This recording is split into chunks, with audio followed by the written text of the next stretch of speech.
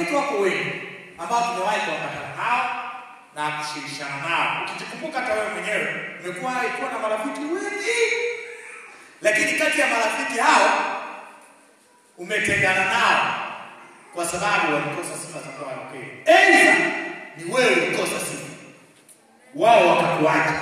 Using'ang'ane tu kuwashukuru marafiki, kumbe wewe ndiye rafiki mwenye shida. Kwa hiyo nikiwa nazungumza somo hili unajiangalia, ukijikuta wewe ni mnafiki, acha unafiki ili watu wengine wasiathiriwe na unafiki wako. Haleluya.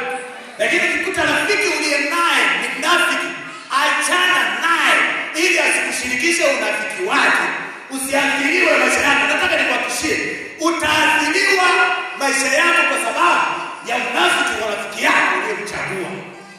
Unang'ang'ana na rafiki maisha anayo ya kwake, watoto anao wa kwake, mipango anayo ya kwake, na ndoa atakuwa nayo ya kwake. Unashindwa kumwacha na unafiki wake, unahangaika naye bado. Unaathiri maisha yako kwa sababu ya rafiki. Haleluya. Biblia inasema pana shirika gani kati ya giza na nuru? Au pana shirika gani kati ya mtu aliyeokoka na asiyeokoka? Unakwenda kuongea na mtu aliyeokoka, lengo lako ni kuleta kanisani au mnazungumza naye ni? Bwana Yesu asifiwe. Sasa nitakapokuwa nazungumza issue za marafiki, unachagua mwenyewe. Kiamua kwa mpumbavu, baki mpumbavu hivyo. Hatuna namna. Lakini nimekwambia somo hili ni maono yaliyo. Ukiwa na maono yaliyo hayo utatengeneza maisha. Unasikia binti? Wewe. Maisha yako yamefika wakati mzuri. Ukikosea hapo.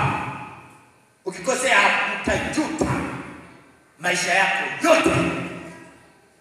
Na utaendeleza kizazi kibovu. Utakuwa na kizazi cha kujutia. Na utakuwa na wajukuu pia wa kujutia. Lakini anayeelewa hapa atabadilisha vision yake, anakwenda kupata kizazi chenye neema na atakuwa na maisha ya kuenjoy. Mimi nilikuwa na marafiki zangu wengi. Mimi nilianza kutengana nao. Kati ya marafiki niliotengana nao wako wengine ni walevi, yaani sasa kuwakuta wamechoka mbaya. Wengine wamekufa walifumaniwa kwa wanawake. Wengine walikuwa wanaiba wamekatwa wamekufa. Ashumu nisingetengana nao. Wengine wanakuta bani. Wewe